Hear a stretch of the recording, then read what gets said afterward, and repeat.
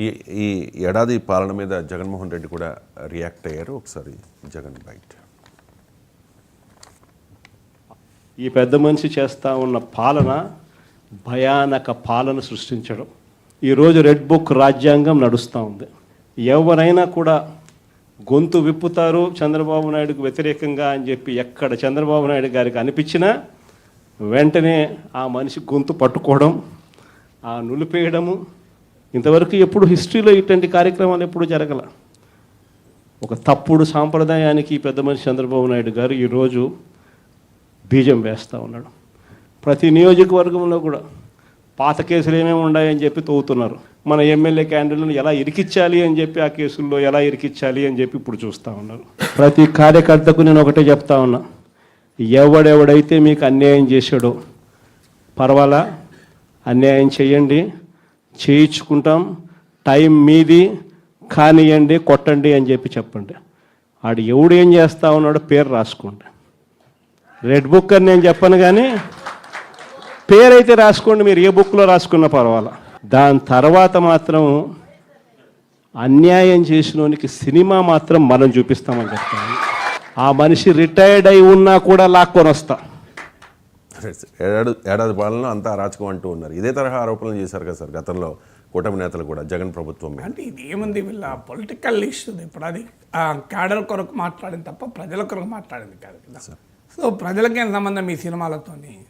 ప్రజలకు ఆ ప్రభుత్వం మంచి సినిమా చూపెడుతుందా, చెడు సినిమా చూపెడుతుందా అన్న దానిపైన ప్రజలు రియాక్ట్ అవుతారు. ఇప్పుడు చంద్రబాబు నాయుడు టీడీపీ కార్యకర్తలు వేధించినందుకు జగన్ ఓడించలేదు కదా. జగన్ కూడా ఓడించడానికి అనేక ఫ్యాక్టర్స్లో ఒక ఫ్యాక్టర్ అది అయితే కావచ్చేమో, కానీ ప్రజలు జగన్మోహన్ రెడ్డి ఓడించడానికి కారణము అభివృద్ధి జరగలేదని, సో కనీసం రోడ్లు కూడా వేయలేదని, మా పిల్లలకు ఉద్యోగాలు వస్తలేవని, సో ఇలా క్షేత్రస్థాయిలో ఎమ్మెల్యేల అవినీతి, ఇష్టం వచ్చినట్టుగా క్యాండిడేట్లను మార్చి ఇక్కడ నుండి అక్కడికి పంపి, అక్కడ నుండి ఇక్కడికి పంపి నన్ను చూసి ఓట్లేస్తారు తప్ప అనే భావన.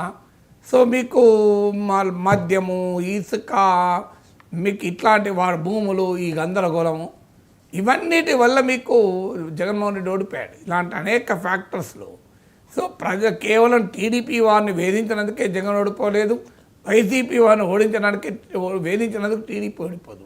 ఇక జగన్మోహన్ రెడ్డి ప్రభుత్వం ఏమైనా ఇలాంటి ఎక్సర్సైజ్ ఏమీ చేయలేదు. విమర్శించే వారిని ఆహ్వానించారు, డిసెంట్ను ప్రోత్సహించారు.